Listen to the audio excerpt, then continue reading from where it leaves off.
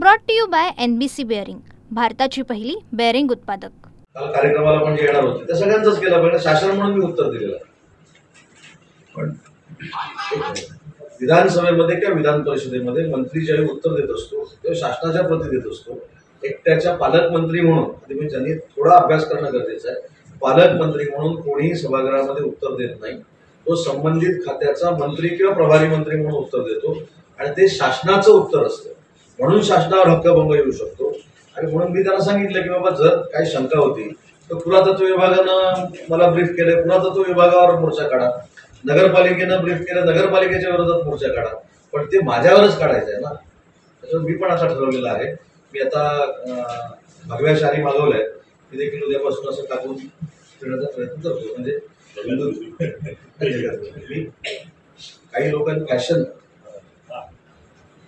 पण साहेब, एकीकडे सणांचे दिवस असताना असा मोर्चा काढणं अशा वेळी कितपत योग्य आहे? लोकशाहीमध्ये कोणी कुठचं आंदोलन करावं हा प्रत्येकाचा भाग आहे. बरं, हे काय मला नवीन आहे का? हे माझ्या विधानसभेच्या निवडणुकीच्या अगोदर देखील काही लोकांनी करण्याचा प्रयत्न केला. बरोबर आहे की नाही? तर मी आहे ना उद्योगमंत्री. मला त्याची चिंता करण्याची काही आवश्यकता नाही. फक्त लोकांमध्ये संभ्रम होऊ नये यासाठी मी राजापूरला गेलो होतो. आणि राजापूरला गेल्यानंतर आमदार संग्राम जगतापनी मला असं सांगितलं फोनवरनं की हे माझ्या बाबतीतलं जे काय सूचक किंवा अनुमोदक टाकलेलं आहे मला माहिती देखील नाही. आणि मी ज्यावेळी इथं आलो त्यावेळी तिथले स्थानिक 2-3 लोक जे होते ते उदय सामंतच्या विरोधामध्ये बोला असं सांगत होते. त्यांनी सांगितलं की आम्ही बोलणार नाही, कारण आम्हाला अहिल्यानगरमध्ये आल्यानंतर उद्योगमंत्री सहकार्य करतात. तसं छत्तीसगडवरनं आल्यानंतर अचानक नरेंद्र महाराजांना काही मंडळी भेटली आणि तो हिंदुत्वाचा कार्यक्रम आहे असं वाटल्यामुळे नरेंद्र महाराज तिथे गेले. नरेंद्र महाराजांना देखील हा ठराव झालेला माहिती नाही. त्या ठरावाशी माझा काही संबंध नाही असं मला त्यांच्या काही लोकांनी सांगितलं. आता याच्यावर अजून उत्तर काय द्यायचं?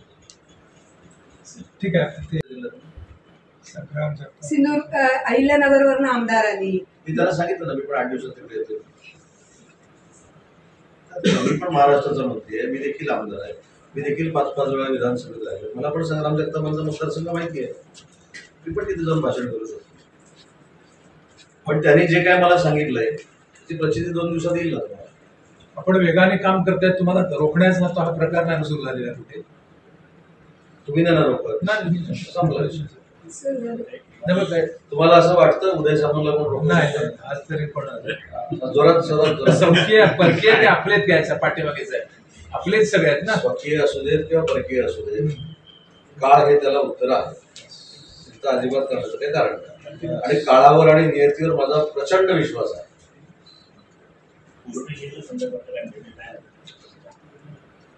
पूररेषा ही एका चिपळूण शहराची नाही, रेड लाईन ब्लू लाईन ही 17 शहरांची आहे. आणि 17 शहरांचा जर रिसर्वे करायचा असेल तर जलसंपदा विभागानं जिल्हाधिकाऱ्यांशी चर्चा करून तो करावा लागेल. पण माझ्या माहितीप्रमाणे गिरीश महाजन साहेबांनी चिपळूणच्या संदर्भामध्ये हा निर्णय घ्यायचा ठरवलेला आहे.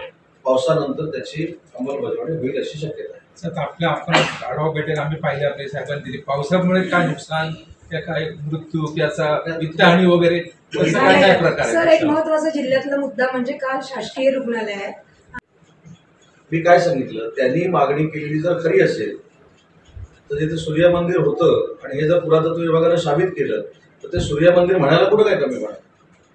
पण ते उगाच नाहक मसिहा कोण आहे आणि हे कोण आहे टाकण्याची काय गरज आहे. समोर येऊन बोलावं ना.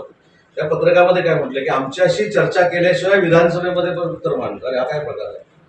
आता मी मुख्यमंत्री महोदयांना पण सांगितलं की ज्या गावचा प्रश्न येईल, ज्या विषयाचा प्रश्न येईल त्यांना पहिलं भेटावं लागेल. त्यामुळे अधिवेशन आपलं वर्षभर चालवावं लागेल. त्यांना भेटलं पाहिजे, त्यांचं समजून घेतलं पाहिजे, मग उत्तर दिलं पाहिजे. पण विधानसभेमध्ये जे उत्तर दिलं त्या नवविकास मंत्रीवर उत्तर दिलं, फक्त विधानसभेत तो प्रश्न लक्षवेधी की काय कोणी विचारलं? हा प्रश्न विचारणारे भाजपाचे आमदार प्रवीण दरेकर आणि प्रसाद लाड होते. आणि त्यावेळी दरेकर साहेबांचं आणि प्रसाद लाड साहेबांचं भाजपाच्या आमदारांचं समाधान झालं होतं. तर ते जर समाधान झालं नसतं तर दरेकर साहेबांनी आणि लाड साहेबांनी तिथंच आक्रमक भूमिका घेतली असती.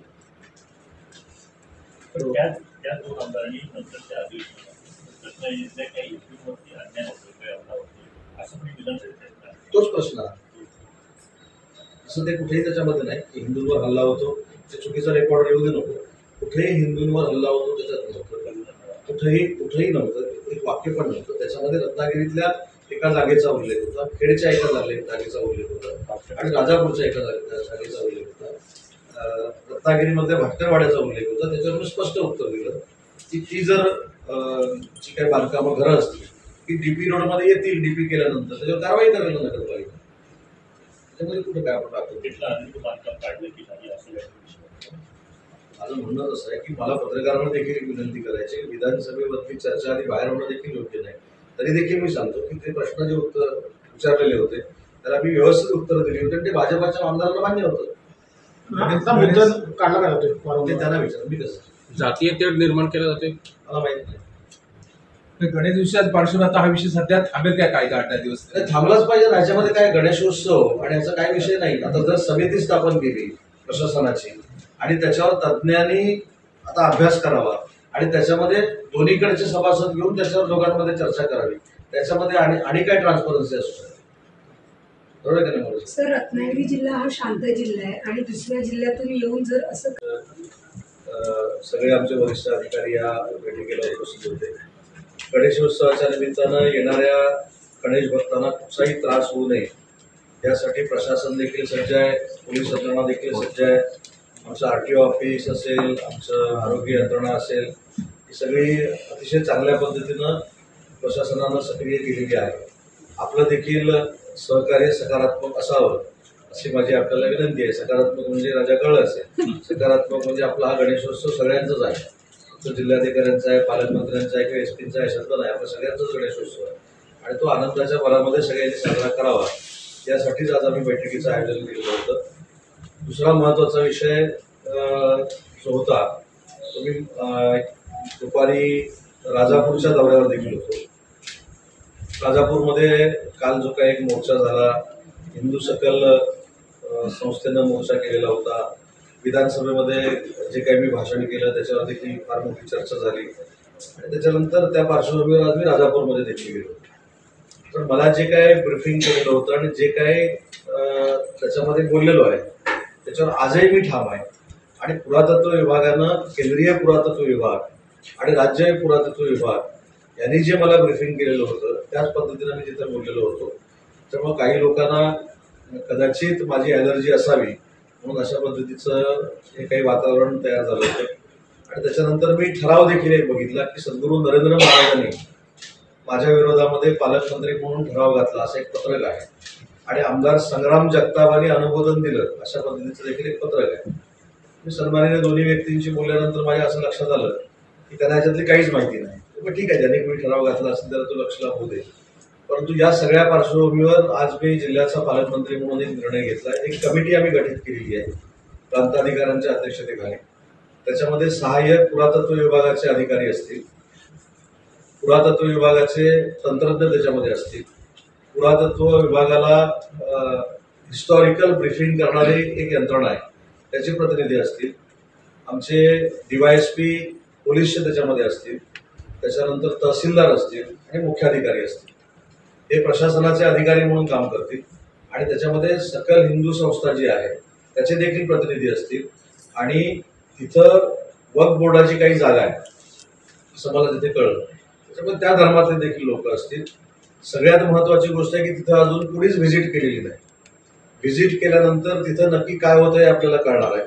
त्याच्यामुळे 10 ऑक्टोबरपर्यंतची मुदत मी दिलेली आहे. 10 ऑक्टोबरपर्यंत या समितीचा अहवाल आला पाहिजे आणि त्याच्यानंतर आपण जी कालच्या संघटनेनं मागणी केलेली आहे त्या संघटनेच्या मागणीमध्ये जर तथ्य असेल आणि तिथं सूर्यमंदिरच जर असेल तर ते नाकारण्याचा काही प्रश्नच येत नाही.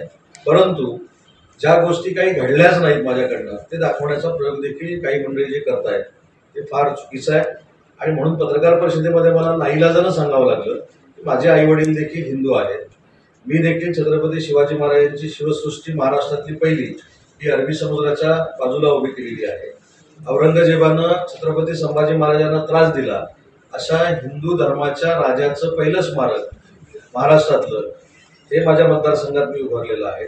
आणि एवढंच नाही, देशामध्ये जी हिंदू धर्मीयांची मागणी होती की गोमातेला राज्यमातेचा किंवा राष्ट्रमातेचा दर्जा द्यावा, तो राष्ट्रमातेचा दर्जा दिलाय की नाही मला माहीत नाही, परंतु महाराष्ट्र राज्यानं एकनाथ शिंदे साहेबांच्या मुख्यमंत्री पदाच्या कालावधीमध्ये महाराष्ट्र राज्यानं गोमातेला राज्यमातेचा दर्जा दिलेला आहे आणि तो दर्जा देण्याच्या निमित्तानं मी स्वतः शंकराचार्यांना भेटलो होतो दिल्लीमध्ये आणि नंतर मी त्याचा पाठपुरावा केला होता. त्याच्यामुळं हिंदुत्व काय असतं ते माझ्या कामानं आणि विचारानं मी दाखवलेलं आहे. त्याच्यामुळे मला कोणाच्याही सर्टिफिकेटची अजिबात आवश्यकता नाही. काल कार्यक्रमाला पण जे येणार होते त्या सगळ्यांचंच केलं पाहिजे. शासन म्हणून मी उत्तर दिलेलं आहे.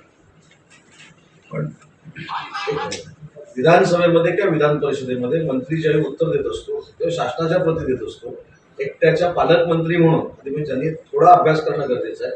पालकमंत्री म्हणून कोणीही सभागृहामध्ये उत्तर देत नाही. तो संबंधित खात्याचा मंत्री किंवा प्रभारी मंत्री म्हणून उत्तर देतो आणि ते शासनाचं उत्तर असतं.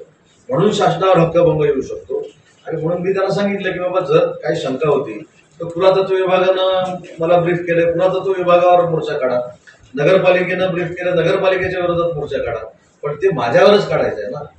त्याच्यामुळे मी पण आता ठरवलेलं आहे. मी आता भगव्या शाली मागवल्या आहेत. मी देखील उद्यापासून असं टाकून फिरण्याचा प्रयत्न करतो. म्हणजे मी काही लोकांनी फॅशन.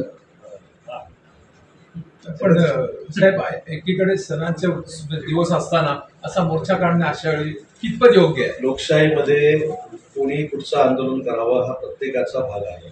बरं, हे काय मला नवीन आहे का? हे माझ्या विधानसभेच्या निवडणुकीच्या अगोदर देखील काही लोकांनी करण्याचा प्रयत्न केला. बरोबर आहे की नाही? तर मी आहे ना उद्योगमंत्री. तर मला त्याची चिंता करण्याची काही आवश्यकता नाही. फक्त लोकांमध्ये संभ्रम होऊ नये यासाठी मी राजापूरला गेलो होतो. आणि राजापूरला गेल्यानंतर आमदार संग्राम जगतापनी मला असं सांगितलं फोनवरनं की हे माझ्या बाबतीतलं जे काय सूचक किंवा अनुमोदक टाकलेलं आहे मला माहिती देखील नाही.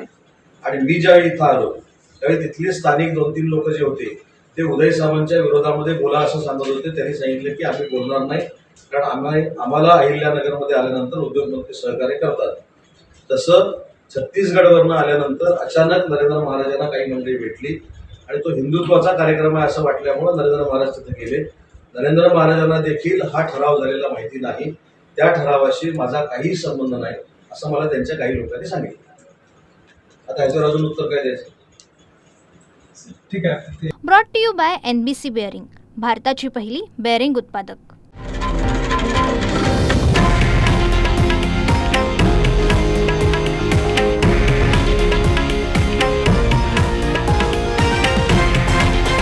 हे आहे देशातील नंबर 1 न्यूज नेटवर्क आणि आपण पाहत आहात TV9 मराठी, एकमेव.